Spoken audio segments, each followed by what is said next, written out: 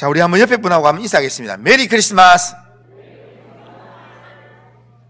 자, 오늘 아이들이 같이 있기 때문에 오늘 설교를 짧게 조금 짧게 할 건데, 저 뒤에 이제 우리 주일학교 우리 친구들이나 잘 안 들으면 길게 갈 수도 있습니다.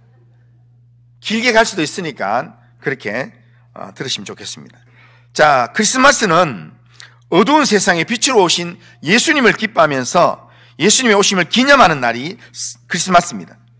예수님은 빛으로 이 세상에 오셨습니다. 빛은 길을 인도하고 빛은 생명을 유지하고 어둠을 물리치는 역할을 합니다.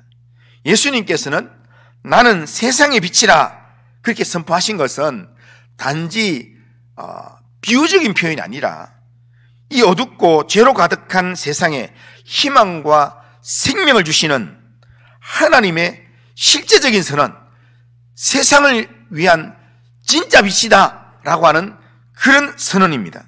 오늘 말씀을 통해서 예수님이 세상에 빛으로 오셨다는 것이 우리의 삶에서 어떤 의미인가 한번 생각해 보면서 우리 어떻게 살아야 될지 한번 생각해 보겠습니다. 예수님은 이 세상을 밝히는 세상의 빛으로 오셨습니다.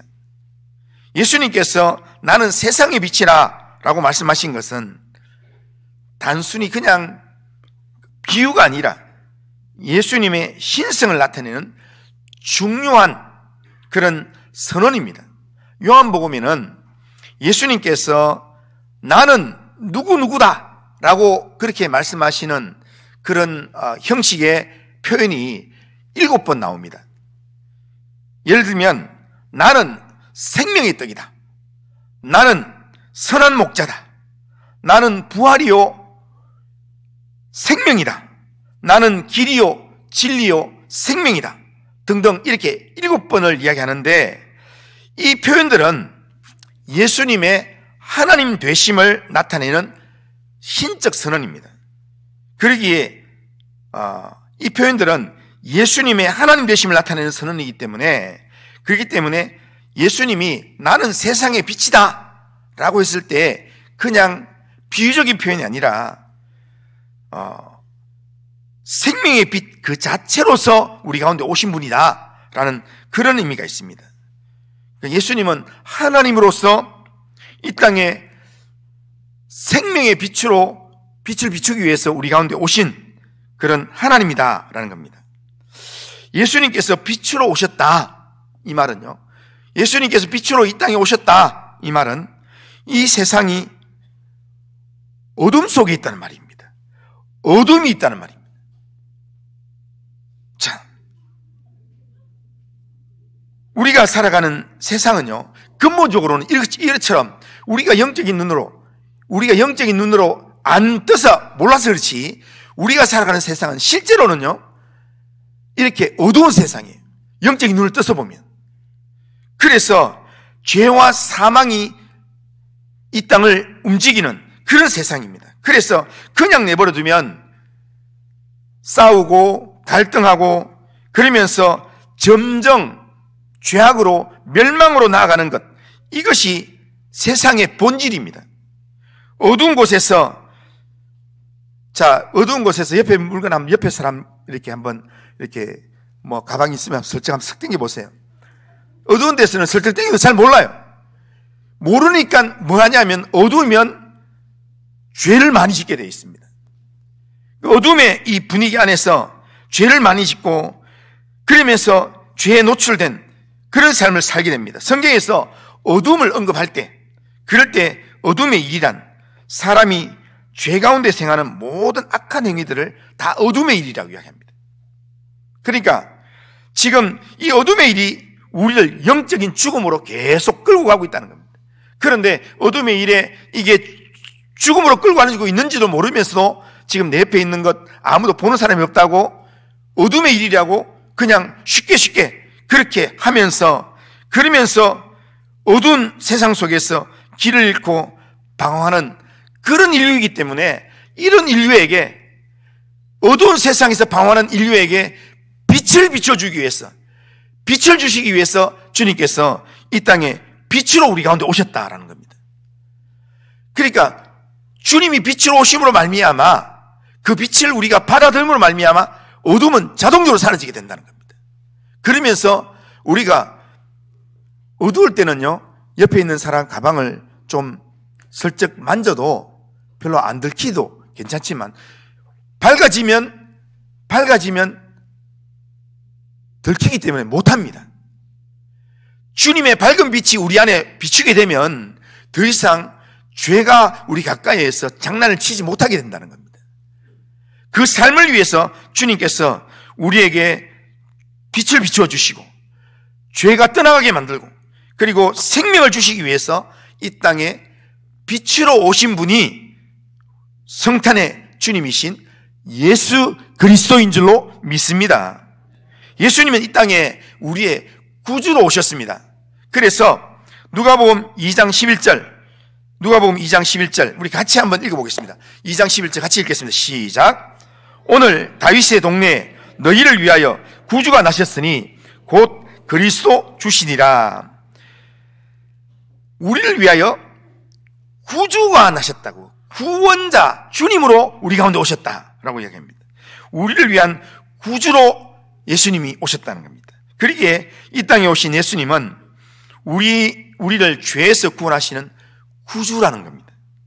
이 예수님을 통해서, 예수님이 우리의 구원자이기 때문에 이 예수님을 통해서 우리가 길을 잃고 방황하는 영혼이 죄 용서함을 받고 방황하는 길에서 길을 다시 찾게 되고 그리고 구원을 받게 된다라는 겁니다. 예수님은 우리의 영혼을 밝히며 우리 영혼을 진리로 인도하는 생명의 빛이십니다. 그러기에 우리가 이 어둠에서 벗어나려고 하면 어떻게 하면 되겠습니까? 이 어둠에서 벗어나려고 하면 생명의 빛이신 예수님을 붙잡으면 됩니다. 예수님을 붙잡고 예수님을 내 안에 모시기만 하면, 그러면 우리가 생명의 빛이신 예수님 때문에 우리는 어둠을 밝히게 되고 그리고 죄 문제를 해결하게 되고 그리고 생명의 길로 걸어가게 된다는 겁니다. 예수님은 우리의 죄와 사망의 어둠을 물리치고 생명의 빛을 비추기 위해서 이 땅에 오셨습니다. 2024년 우리 성탄절에 우리 가운데 생명의 빛으로 오신 예수님을 내 마음에 구주로 모시고, 우리에게 구주로 오셨기 때문에 구주로 모시고 예수님을 믿고 따르는 성도님들 다 되시기를 주님의 이름으로 축원합니다. 자, 두 번째로, 그러면 예수님을 빛으로 믿고 따르는 사람은 어떻게 살아야 되는가? 자, 제가 간단하게 정리를 해보겠습니다. 자, 예수님을 빛으로 믿고 따르는 사람은 어떻게 살아야 되는가? 첫 번째는 우리는 우리 가운데 빛으로 오신, 한번 따라하겠습니다. 예수님을 기쁘게 영접하고 믿음으로 살아야 합니다. 예.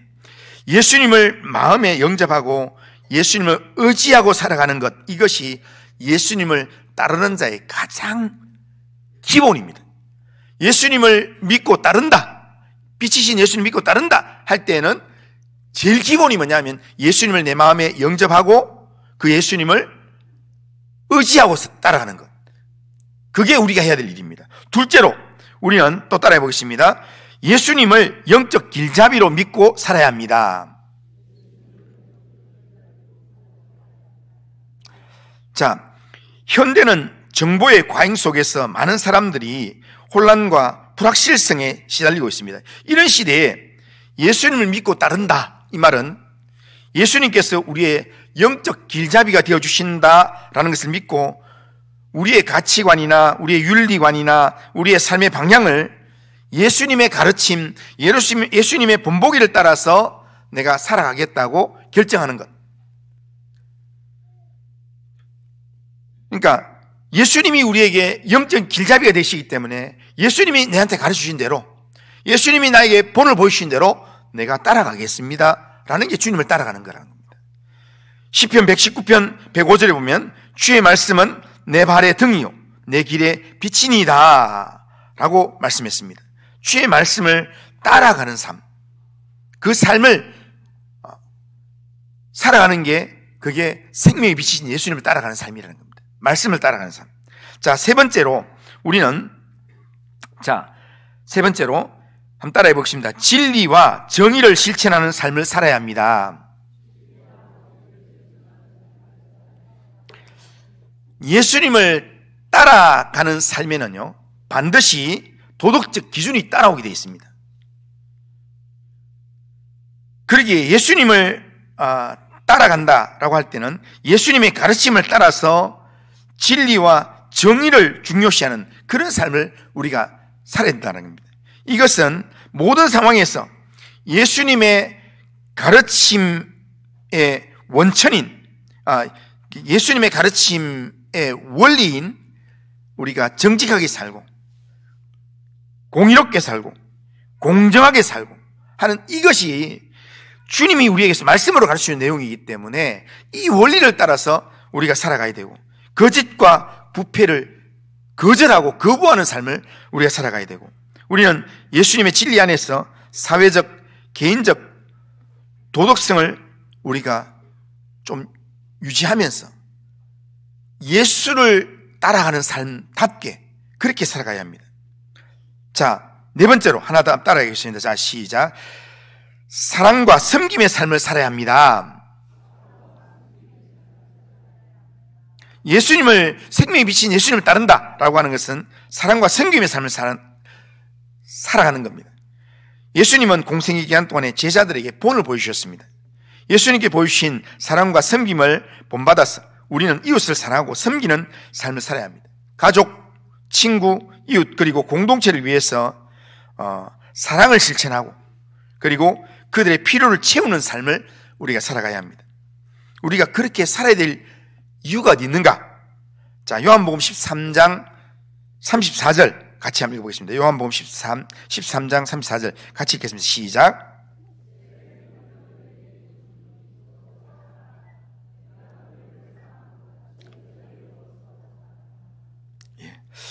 예수님께서 내가 너희를 사랑같이 너희도 서로 사랑하라 그렇게 말씀하기 때문에, 그렇기 때문에 예수님 믿고 따르는 삶은 예수님의 본을 따라서 서로 사랑하는 삶을 사는 겁니다. 가정 안에서 또 가족끼리도 서로 사랑해야 되고, 또 이웃 간에도 서로 사랑해야 되고, 성도 간에도 서로 사랑해야 되고, 그렇게 사랑의 삶을 살아야 합니다. 자, 마지막으로는 다섯 번째, 우리는 한번 따라해 보겠습니다. 희망과 평안을 나누는 삶을 살아야 합니다.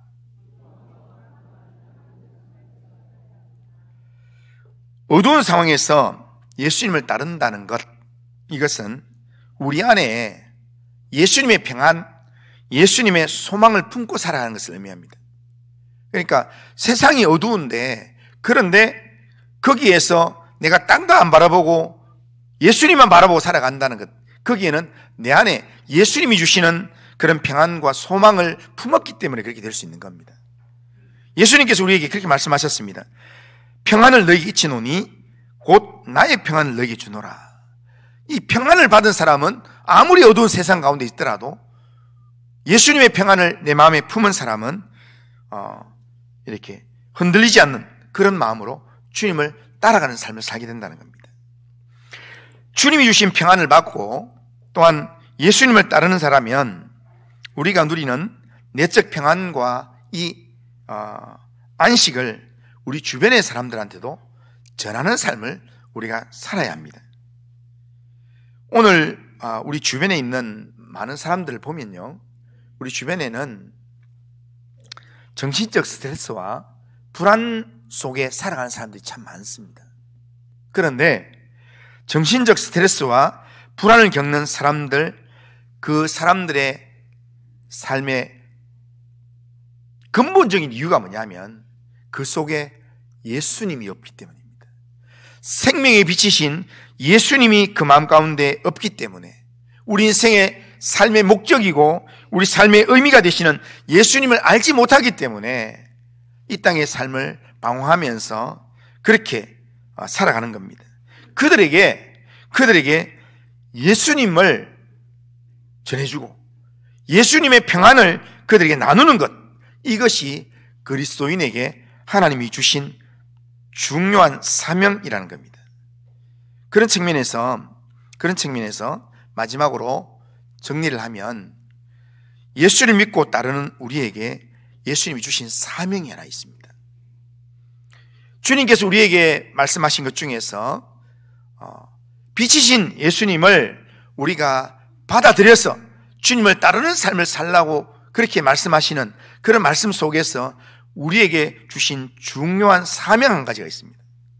예수님께서는 오늘 본문에서 나는 세상의 빛이니 나를 따르는 자는 어둠에 다니지 아니한다 이렇게 말씀하셨습니다. 예수님이 세상의 빛이기 때문에 우리는 예수님을 따라가는 사람이고 예수님을 따라가면 어둠에 다니지 않는다라고 이야기했는데, 예수님을 따라가는 제자들에게 예수님께서 어떻게 말씀하셨는가? 마태복음 5장 14절에 보면 너희는 세상의 빛이다 라고 말씀하셨습니다. 그러니까 예수님이 분명히 내가 세상의 빛이다, 예수님 그렇게 말씀하셨는데, 예수님을 따라가는 제자들에게 너희도 세상의 빛이다, 예수님 그렇게 말씀하신다는 겁니다. 그 말씀은 우리가 예수님의 빛을 세상에 비추는 사명을 맡은 사람들이다 라는 그런 의미가 거기에 담겨져 있습니다. 우리는 오늘 윤리적으로 혼란하고 또 사회적으로도 혼란하고 갈등이 많은 이 시대 가운데서 우리는 빛이신 예수님을 우리가 확실하게 우리가 붙들고 예수님을 의지하고 예수님을 따라가는 그런 사람이라면 우리가 하나님 우리한테 꼭 주신 사명이 하나 있습니다.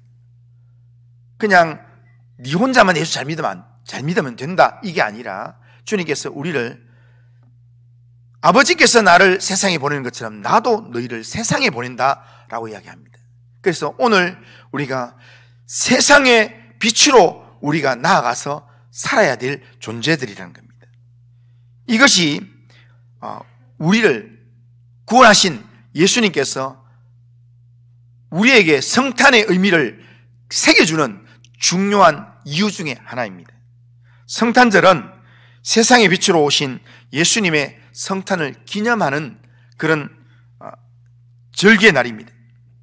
예수님은 어두운 세상에 희망을 주고 생명을 주시며 우리를 하나님과 화목하게 하기 위해서 우리 가운데 성탄하셨습니다. 그래서 성탄하신 예수님을 우리가 온전히 영접하고 예수님을 따르는 삶을 살면 우리 안에 소망이 생기게 될 것입니다.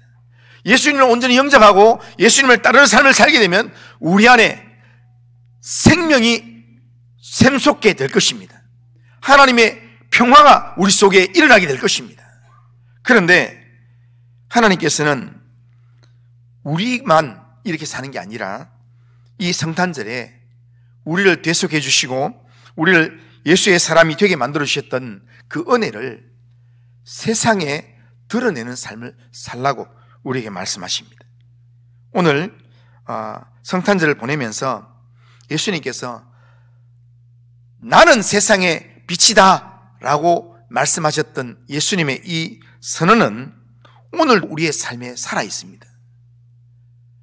나는 세상의 빛이다 라고 말씀하셨던 그 예수님을, 내가 빛으로 오신 예수님을 내가 믿고 내가 온전히 붙들고 의지하면 내 마음속에 또한 내 삶의 영역 속에 예수의 빛이 비치게 될 줄로 믿습니다.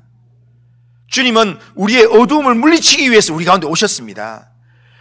우리의 걱정하고 염려하고 불안해하는 그 모든 어둠들을 해결해 주기 위해서 주님이 우리 가운데 오셨습니다. 주님께서 나는 세상의 빛이다 라고 말씀하셨기 때문에 그 말씀을 믿고 빛이신 예수님을 내가 확실하게 믿고 내 안에 충만하게 영접하고 의지하기만 하면 우리 안에 어둠은 물러가게 될 것입니다. 하나님의 평강이 우리의 심령에 임하게 될 것입니다. 놀라운 은혜가 임하게 될 것입니다. 가정에 갈등이 있고 어려움이 있고 여러 가지 힘든 문제가 있는 가정에 세상의 빛으로 오신 예수님을 믿는 믿음으로 가정에 적용하기 시작하면 가정의 갈등이 해결되기 시작할 것입니다. 하나님의 은혜가 가정 가운데 임하게 될 것입니다.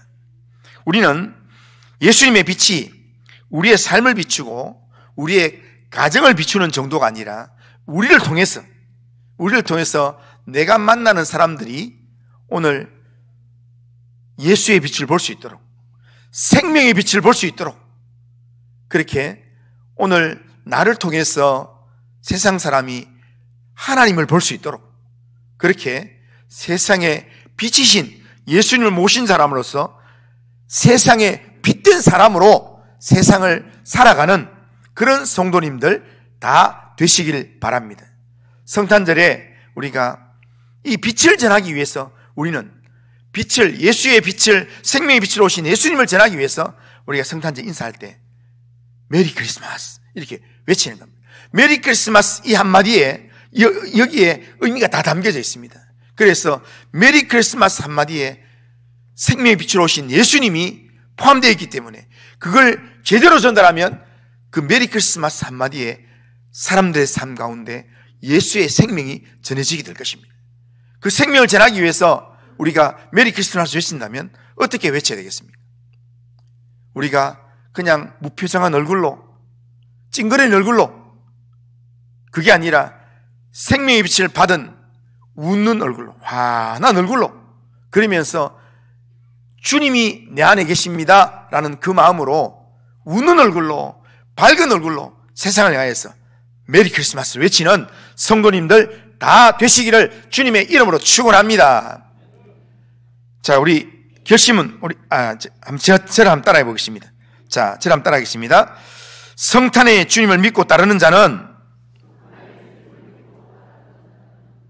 세상의 빛으로 살아가는 자입니다. 성탄의 주님을 믿고 따라가는 사람은 세상의 빛으로 살아가는 사람입니다. 이것을 확신하고 오늘도 즐거운 마음으로 세상을 향해서 이 성탄의 빛을 받아라 이런 마음으로 메리 크리스마스를 외치는 성도님들 다 되시기를 주님의 이름으로 축원합니다. 참 기도하겠습니다. 거룩하신 하나님 아버지, 2024년도 성탄절을 맞이해서 하나님 이렇게 하나님 앞에 성탄 감사 예배를 드리게 하신 하나님 아버지 감사합니다. 세상에 빛으로 오신 예수님을 하나님 아버지여, 생명이 비치신 예수님을 내 마음속에 충만하게 받음으로 말미암아 하나님 내 심령이 환하게 빛이 나게 하시며 하나님 우리의 삶의 영역의 어두움이 다 떠나갈 수 있도록 인도하여 주시옵길 원합니다. 하나님 아버지, 정말 주님의 빛이 우리 심령 가운데 함께 하심으로 말미암아 생명이 넘치는 삶을 살게 하시고 하나님 이 생명을 하나님 아버지여 믿지 않는 세상 가운데 방황하고 하나님 아버지여 혼돈 가운데 하나님 아버지여 방황하고 있는 세상 사람들에게 예수의 빛을 드러내는 메리 크리스마스를 외치는 하나님의 사람들 다 되도록 인도하여 주시옵소서. 우리 성도들 가정에 심령에 행하는 모든 일에 성탄의 은혜와 기쁨이 넘치게 채워지도록 인도하여 주옵소서. 예수님의 이름으로 기도드리옵나이다. 아멘. 자, 우리 다 같이 일어나셔서 찬송가 같이 부르겠습니다. 찬송가 122장 찬송하겠습니다.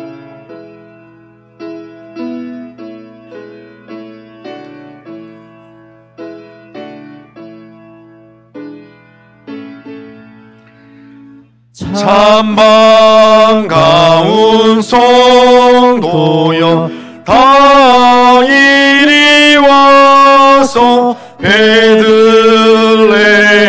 성 안에 가봅시다. 저 구유에 누이신 아기를 보고 엎드려 절하세, 엎드려 절하세, 엎드려 절하세. 구주 나셨네. 저 천사여 찬송을 높이 불러서 이 광활한 천지에 울리어라. 주 하나님 앞에는 영광을 돌려 엎드려 절하세. 엎드려 절하세. 엎드려 절하세. 그 주 나셨네. 이 세상에 주께서 탄생할 때에 참신과 참 사람이 되시려고 저 동정녀 몸에서 나시었으니 엎드려 절하세. 엎드려 절하세. 엎드려 절하세. 그 주 나셨네. 여호와의 말씀이 육신을 입어 날 구원할 구주가 되셨도다. 늘 감사한 찬송을 주 앞에 드려 엎드려 절하세. 엎드려 절하세.